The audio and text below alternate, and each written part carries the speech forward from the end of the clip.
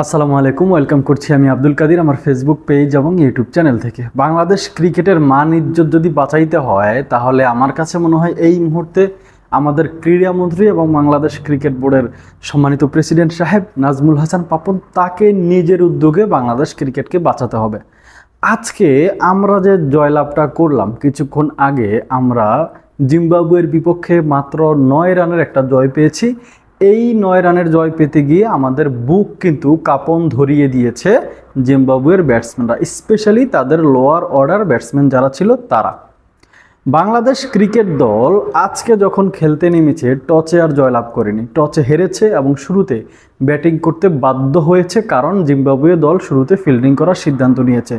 বাংলাদেশ যেই একাদশ নিয়ে খেলতে নেমেছে সেখানটায় পরিবর্তন ছিল শেখ মেহেদীর জায়গায় তানভীর ইসলাম, যিনি 4 ওভার বোলিং করেছেন এবং 26 রানের বিনিময়ে একটা উইকেট পেয়েছেন। একটা শিওর রিভিউ বাংলাদেশের অধিনায়ক বা তানভীর ইসলাম নিজে বা উইকেট রক্ষক জাকের আলী অনিক কেউই নিতে পারেননি। যদি সেই রিভিউটা না হয়তো তিনি আরও একটা উইকেট পেতে পারতেন। পাশাপাশি আমাদের এই আজকে আরও একটা পরিবর্তন হয়েছে, তানজিম হাসান সাকিব তিনিও 4 ওভার 26 রানে তিনিও একটা উইকেট পেয়েছেন। তিনি মোটামুটি নিজে কট অ্যান্ড বোল্ড করেছেন, তিনি নিজেই ক্যাচ ধরেছেন, নিজেই বল করেছেন।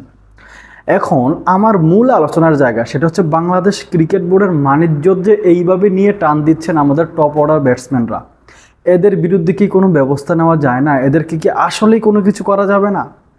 লিটন কুমার দাসের কথা বলে, লিটন কুমার দাস আজকে তিনবার স্কোপ খেলতে গিয়ে, চিকি শট খেলতে গিয়ে লিটন কুমার দাস তৃতীয়বারের মতন সফল হয়েছেন। কোথায় সফল হয়েছেন? উইকেটে বলটা লাগিয়ে দিতে পেরেছেন, তিনি আউট হতে পেরেছেন। লিটন কুমার দাস যখন দেখছেন প্রথমবারে হচ্ছে না, দ্বিতীয়বারে হচ্ছে না, কেন তিনি ওই 5th স্টাম্প বরাবর ওই বলটাকে, অফ স্টাম্পের বাইরের ওই বলটাকে তিনি কেন ওই স্কুপ শট খেলতে যাবেন?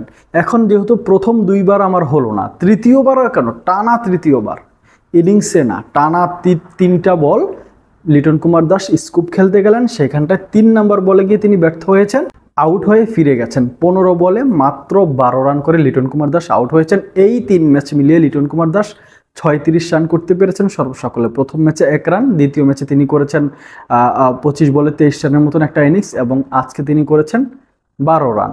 তো লিটন কুমার দাস 3 ম্যাচ মিলিয়ে 50 রানও করতে পারেনি।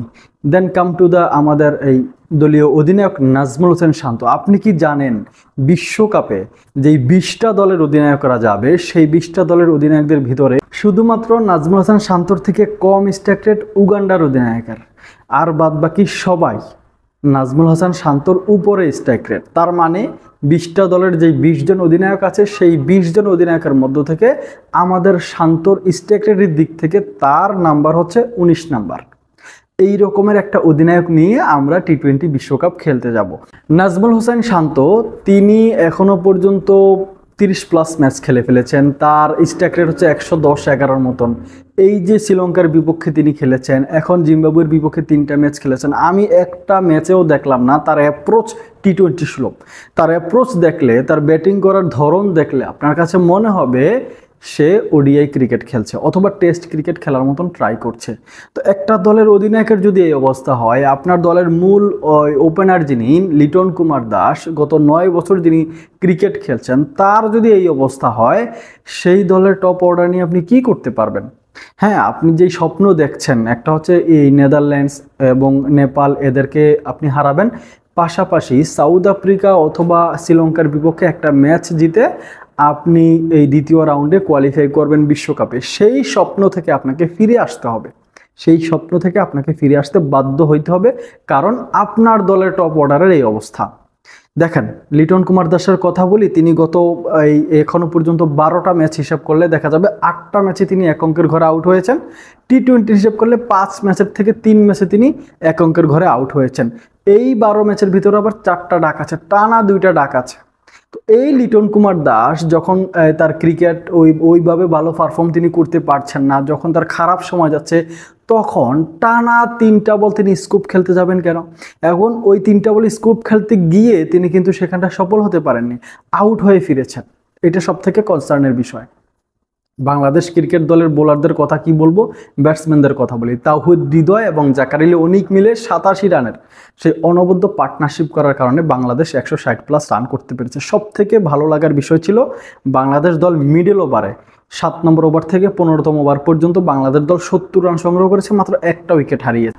আরও স্পেশালি আমি যদি বলি, বাংলাদেশ শেষ 6 ওভারে বাংলাদেশ দল আপনার এই 14তম ওভারে বাংলাদেশ 100 করেছিল, সেই ওভার থেকে শুরু করে 15তম ওভার থেকে শুরু করে 20 নম্বর ওভার পর্যন্ত বাংলাদেশ সংগ্রহ করতে পেরেছে 65 রান।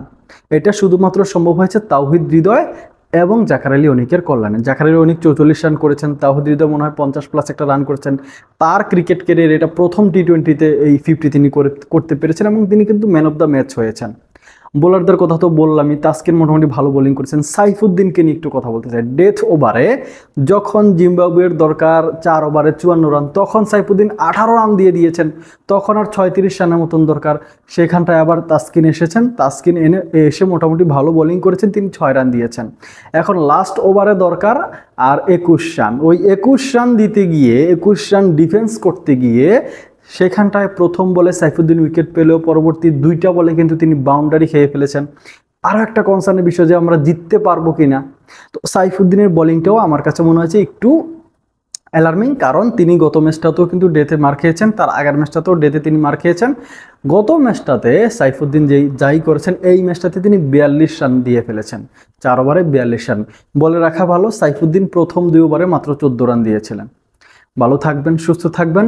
ক্রিকেটের মান ইজ্জত নিয়ে টান দেওয়ার মতন অবস্থা হয়ে গেছে। স্পেশালি আমার দলের টপ অর্ডারে যারা ব্যাটিং করেন তাদের যে অবস্থা, আমি জানি না এখান থেকে লিটন কুমার দাসকে নিয়ে বিশ্বকাপে যাবে কিনা। আমি অন্তত এতটুকু শিওর, হয়তো 90% শিওর, হ্যাঁ লিটন কুমার দাসকে নিয়ে নেওয়া হবে। কিন্তু এই লিটনকে বিশ্বকাপে নিয়ে আমি আসলে কতটুকু তার থেকে আশা করতে পারবো বা তিনি কতটুকু দিতে পারবেন, সেটা সময়ের ব্যাপার। ভালো থাকবেন, সুস্থ থাকবেন, আল্লাহ হাফেজ।